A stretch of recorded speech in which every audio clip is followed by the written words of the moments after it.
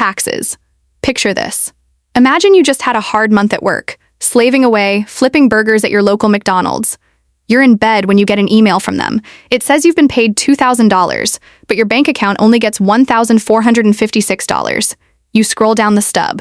Federal income tax, state tax, Social Security, Medicare. This is the modern ritual of giving away a chunk of your money to invisible forces, and they expect you to say thank you. Here's the deal. Taxes are the cost of civilization. You pay, the government builds roads, funds, schools, makes sure your favorite taco truck isn't infested with rats, and sends billion-dollar missiles to places you've never been. But there are different types of taxes. Income tax, which hits the money you make. Sales tax, which hits the money you spend. Capital gains tax, which hits the money your investments made while you were asleep. The government takes a little bit of every dollar. Nearly everyone also pays Social Security tax and Medicare tax. Basically, Social Security tax is like the government forcing you to save for your retirement. They force you to save money now, and you get it paid back to you over time when you retire.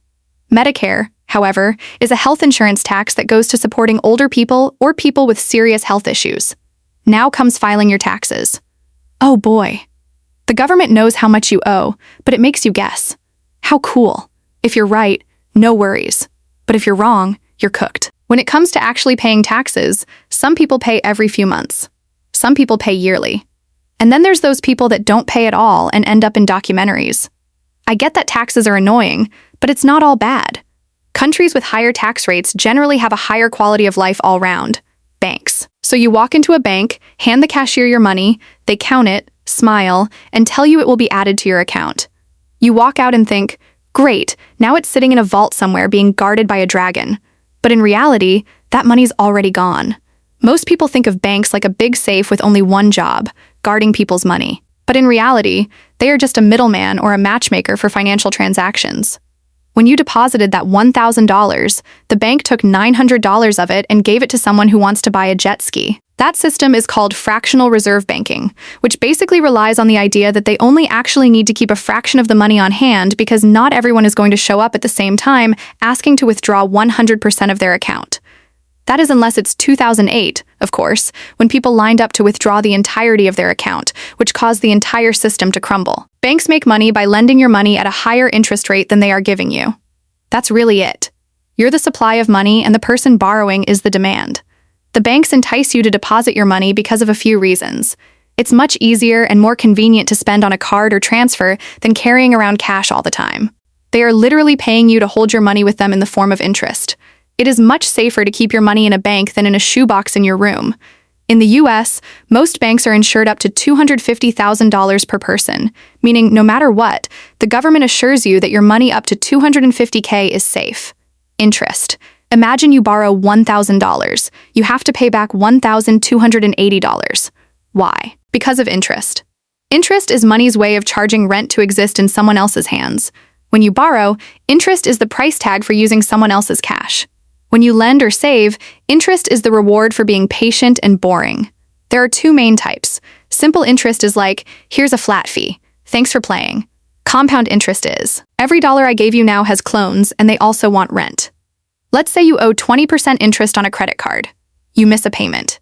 Now your interest is earning interest. Soon, your $12 burrito turns into a $50 regret. On the flip side, investing at 7% annual compound interest. That's your money duplicating itself like a cheat code. $100 becomes $200, then $400, then one day you wake up and you're old, rich, and a little smug about it. This is why interest is the silent engine behind both wealth and debt. In loans, it's the slow burn that turns small mistakes into financial fires. In investments, it's the time bomb that turns small gains into massive wins. So, what's the hack? If you're paying interest, kill it fast. If you're earning interest, let it sit, feed it, and give it time. Interest is either your worst enemy or your best unpaid employee. The choice is in who's collecting it. Inflation. Okay, so you bought a bag of chips, open it up, and it looks like it's already been half-eaten. You check what you paid, 30% higher than last time. Then you realize you've just been hit by inflation. Inflation is what happens when money slowly gets less valuable over time. Not overnight, not with fireworks, just a slow erosion. Your $5 bill is still technically $5, but it buys less instant noodles, less gas, and doesn't actually have as much value as it did before. So, what actually causes it? Sometimes people just have too much money. Everyone's got cash, and they all want to spend it on the same stuff. Let's say 2,000 people want this $500 TV, but the business only has $1,000 TVs for sale. So the business goes, "Oh, everyone wants this TV. That'll be $800. Now, sometimes it's supply chains with hiccups or problems, making the cost of producing a good or service more expensive, meaning the cost of that good or service must rise. Or sometimes just cause. Expectations can cause inflation. If people think prices are rising, they'll spend more now, driving prices up faster. It's a self-fulfilling economic prophecy. A little inflation is normal, even good. 2% a year, that's fine, predictable. But if it spikes, savings die, wages lag. The government tries to fight inflation when this occurs by raising interest rates.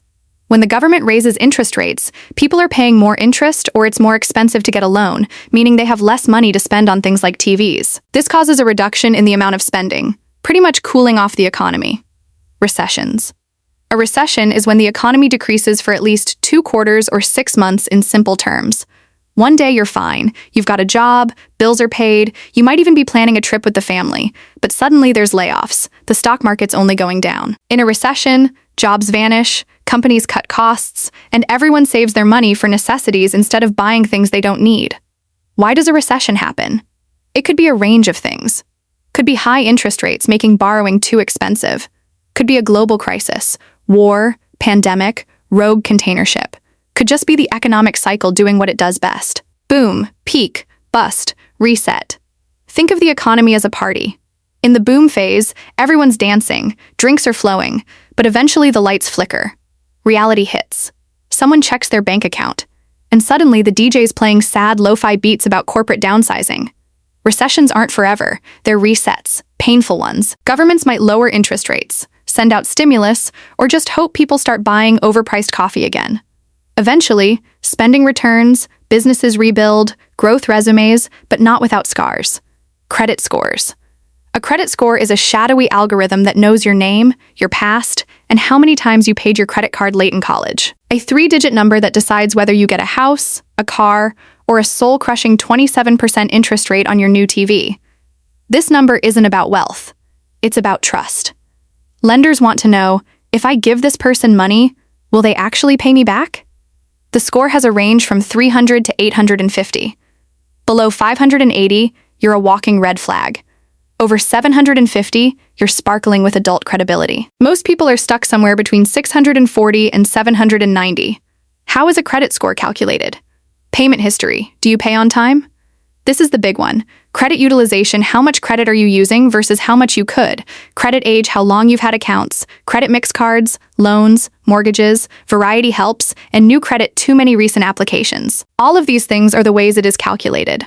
But to actually increase your score, you have to make the required payments on each of your loans before you enter the late period. If you enter the late period, your score decreases. Your credit score is like a pet dog. Ignore it and it poops all over your life. Take care of it, and someday it might help you buy a house. It's not about being good with money.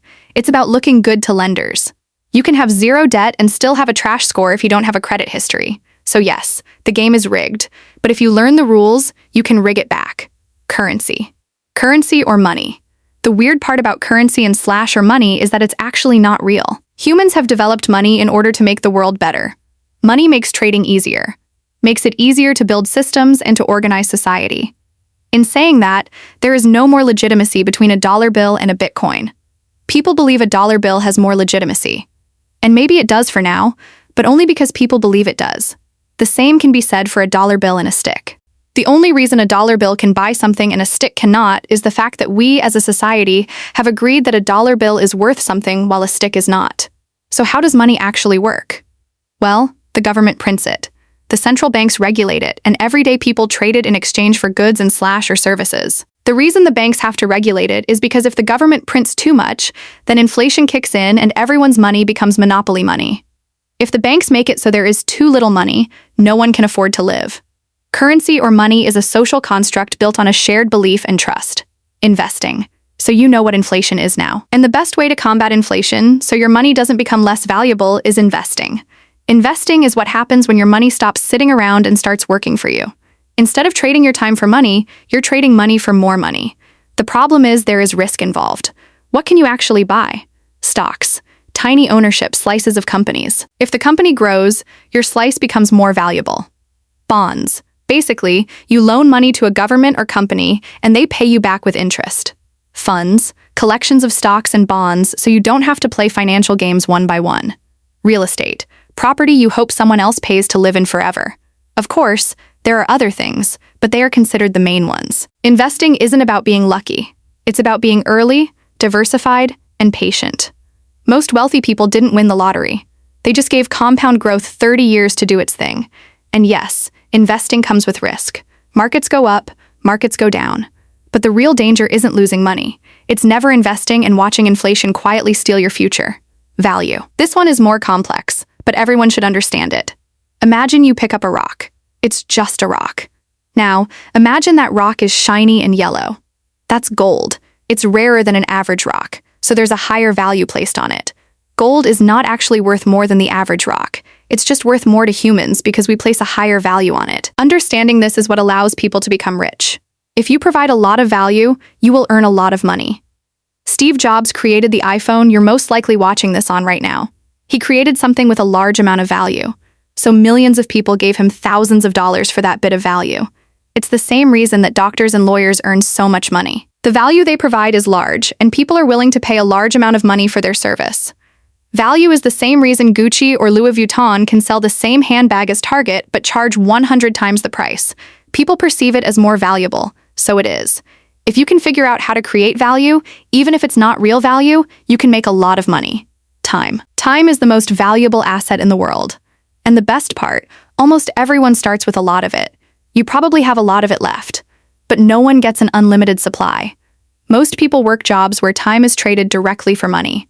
1 hour, 1 paycheck. Simple math. The top earners have figured out how to make their time worth millions. And the difference isn't magic. It's skills, leverage, and how well you've trained your hours to work for you. But nowhere does time work harder than in investing. There is no greater force in wealth building. Not luck, not income. Time. Because wealth isn't built in days, it's built in decades. Money that sits quietly in an investment doesn't just grow, it multiplies. Slowly at first, then faster. That's why ordinary people with modest paychecks can retire with 7 figures. They didn't beat the system, they used the system.